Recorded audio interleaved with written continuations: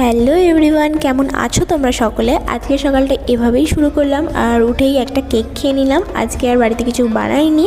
তারপর এই ছোট্ট বাচ্চাটাকে একটু চট কাটছিলাম। অ্যান্ড আজকে লাঞ্চে কিন্তু আমার অনেক কটা খাবার দাবার ছিল। আর আজকে যেহেতু আমাদের নিরামিষ শনিবার, তো নিরামিষেরই অনেক আইটেম ছিল।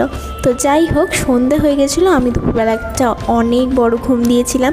অ্যান্ড সন্ধেবেলা মায়ের সাথে চলে গেছিলাম একটু ফুচকা খেতে। আর হুট করে আমি একটা জিনিস নোটিস করলাম যে আমার আর আমার মায়ের জামাটা এক হয়ে গেছে, মানে দুজনেরই ব্ল্যাক ব্ল্যাক। তো যাই হোক, প্রায় অনেক দিন পর এলাম ফুচকা খেতে। আজকে তো মন ভরে ফুচকা খেয়েছি। ফুচকা যতই খাও তোমার মন ভরবে না, ঠিক আছে? তো যাই হোক, দেন এখানে হচ্ছিল একটু নাচানাচি। আর আজকে আমাদের পাশে পাড়ায় আছে কালী পুজো। এই যে নাচানাচিটা দেখলে, ও পাড়াতেই কিন্তু ঠাকুরটা নিয়ে যাচ্ছিলো। আর আমরা সবাই মিলে চলে গেছিলাম পুজো দিতে। আর আমরা প্রত্যেক বছরই কিন্তু এখানে পুজো দিই। আমি এমনিও বাবার সাথে যাই আর প্রত্যেক বছরই ঠাকুর দেখে আসি।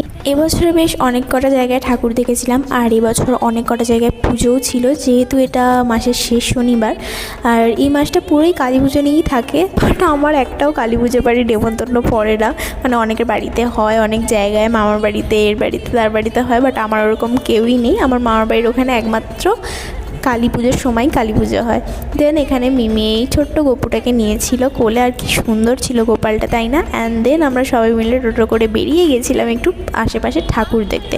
ওই দিন আমাদের এখানে এত কটা পুজো হয়েছিল যে কীভাবে বোঝাবো, পরপর ঠাকুর, মনে হচ্ছিলো এখন কালী পুজোর টাইম। তো যাই হোক, একটু ভোগের প্রসাদ খেয়ে আজকে মিনি ব্লগটা এখানেই শেষ করলাম। বাই।